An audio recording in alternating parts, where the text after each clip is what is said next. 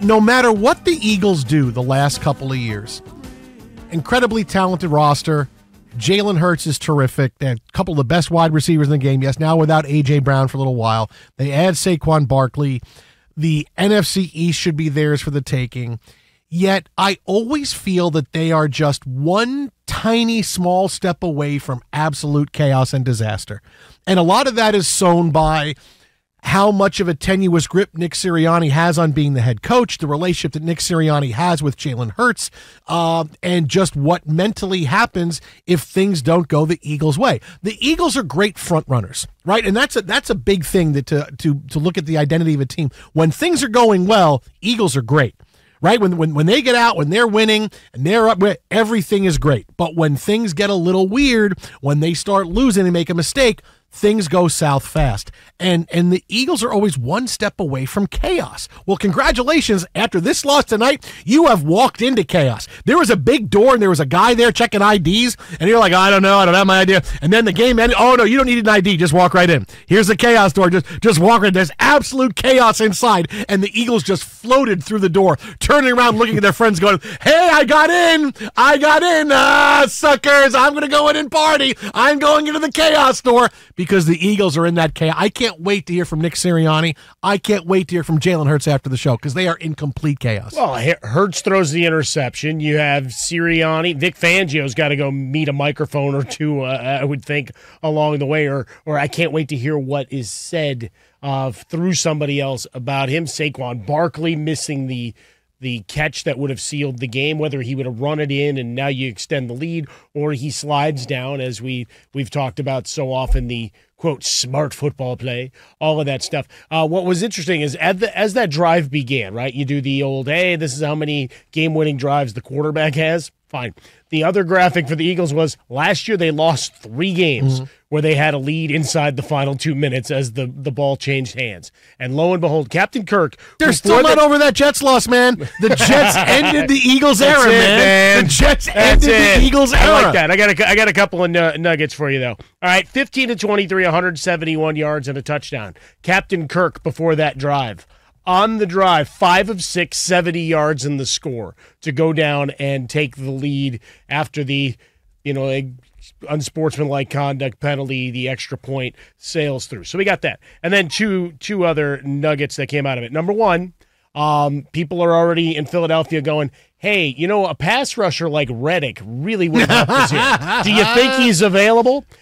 And then the criticism of the broadcast, you and I have watched it. If you watch social media at all, it felt like a Philadelphia love fest. Add Kelsey, enjoy Kelsey. By the way, on Twitter, yes, I do wear purple velour tracksuits all the time. But that it was a Kelsey fest, yet he was nowhere to be seen after the loss. No, I'm out. So after how that about one. They're all like, how about one more shot of him now that this game's gone to 0? I'm out.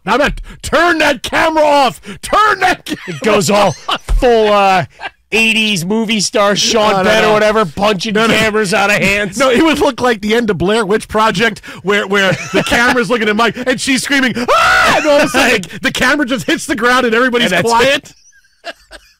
What's happening? So that's the other thing. Sorry, spoiler it on Blair Witch Project. Spoiler. In addition to everybody just being mad as hell, whether they bet the Eagles, again, 93% of the money on the money line was Eagles. Whether you bet them with the point spread, all of that stuff. So you've got the bettors that are mad, fantasy owners that, did Jalen Hurts get you there? You lost the points on the reception, right? On the pass completion you would have had to Barkley and the yardage, and then you get the -2 for the interception. Again, the law offices of Mike Harmon are ready to take your call for your fantasy grievances. Now, here's the 3 biggest things. Like I said a few minutes ago, if I'm an Eagles fan, I'm not sleeping tonight.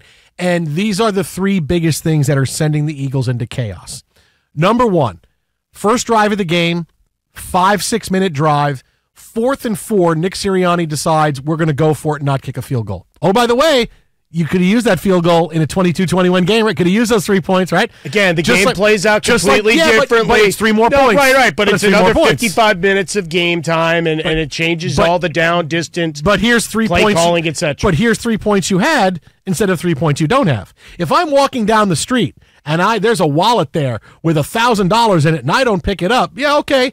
Versus picking it up, all right, maybe that doesn't change my life, but here's $1,000 I have where I wouldn't have had it if I walk right by it. Understood. Here's 3 points. But again, just saying, the game changes immensely. Doesn't negate it. I mean, it's still a data point. There's no question. And they're going to be asked about, and Sirianni's going to have to answer to.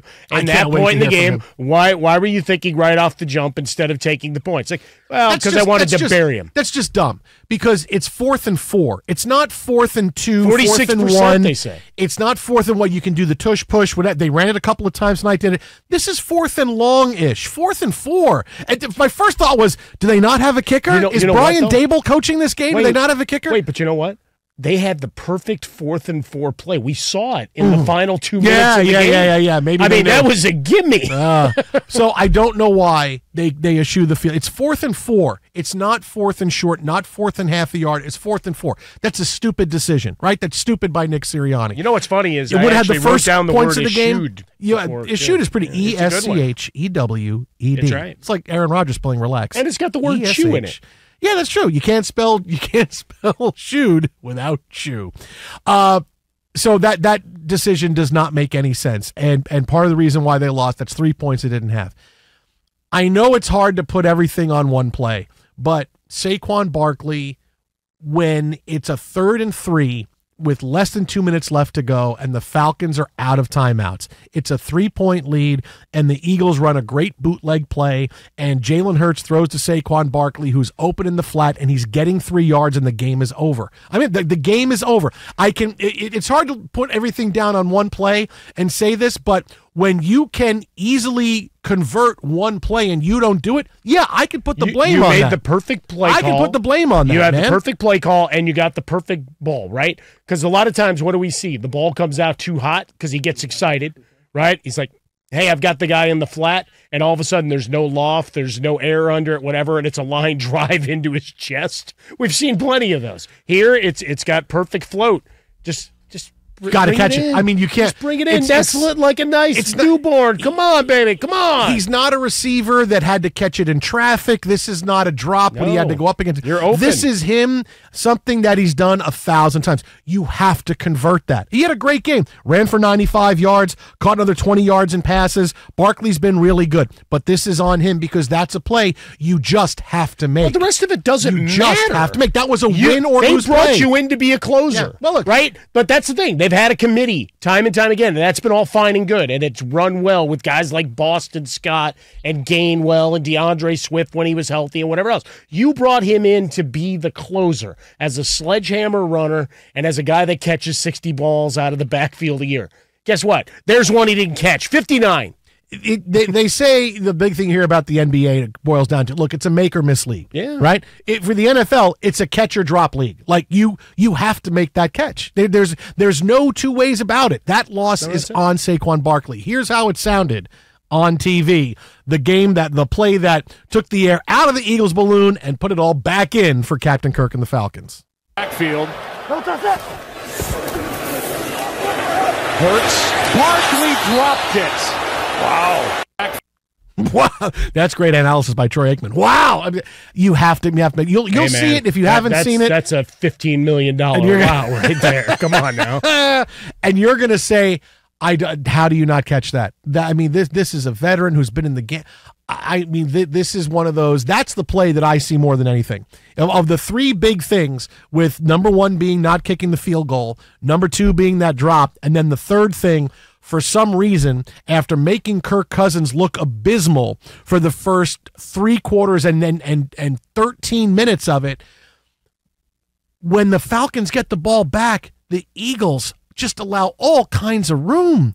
Like I scratch my head and I go, I know Kirk Cousins is having a bad game, but if you give him 5 yards of cushion on every wide receiver, he's going to find guys. And these were, even Drake London caught the touchdown, but this is Darnell Mooney and Kyle Pitts in the middle of the field who are they're on the Eagles side of midfield in 2 plays, right? Yeah. I'm watching this saying, Eagles are going to, they just think, we're just going to play. They have to get in the end zone, so we're just going to play this out, play the string out. I mean, they got down inside the 10-yard line fast. And again, I got to a point where I was like, I think they're scoring too early. They're going to leave too much time on for Jalen Hurts and the Eagles get down the field. That's how easy it was. It shouldn't be that easy when you are that awful and you struggle for that long of a time through the first 58 minutes of a game. You don't suddenly turn into a world beater, and the Eagles made him that. And I'll give Kirk Cousins a lot of credit because I've been on him the entire last few months. He did lead them down. He made the throws he has to, but lots of quarterbacks would make those throws. I don't know what the Eagles were doing. But if you're not going to bring pressure and you're going to let him sit back there, and he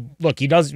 We talked about it last week after the Week 1 loss, then we talk about it here, is that he's not driving the ball down the field. So in terms of 20, 30-yard go routes, whatever, we're not seeing any of that, crossing routes and everything else. So if you're not going to rush him and you're going to allow him to just pick you apart with his arm strength from 10 to 20 yards, he can still do that.